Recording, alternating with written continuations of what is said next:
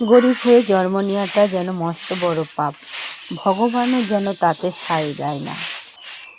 কয়েকদিন থেকে একভাবে বৃষ্টি হওয়ার কারণে ভিজে ভিজে রান্না করতে যাই আসি, আর বাড়িতেও তো ভিজে ভিজেই কাজকর্ম করতে হয়।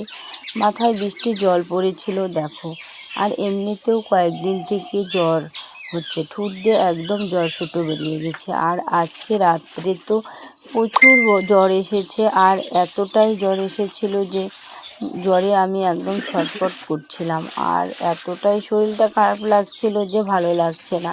সকালবেলা ঘুম থেকে উঠতে ইচ্ছে করছে না জ্বরে, আর কি করব বলো, যেহেতু একলা সংসার আমাকে তো উঠতেই হবে। আর তার মধ্যে আমি লোকের বাড়িতে রান্নার কাজ করি, সেখানে তো আমি কাজ করি, সেখানে আমাকে পয়সা দেয়, মাইনা দিয়ে রেখেছে। জ্বর হোক ঝাঁটি হোক তাদের তো কাজ করেই দিতে হবে, আমাকে রান্নার কাজ করতে যেতে হবে। দেখো এতটা শরীর অসুস্থ নিয়েও একটু শুয়ে থাকার কপাল নেই, আবার উঠে সব কাজকর্মগুলো সারছিলাম। যেতে হবে রান্নার বাড়িতে, স্কুল আছে তাদের, টাইমলি যেতে হয়, দেরি হয়ে গেলে তাদের ভাত খেতে দিতে পারবো না।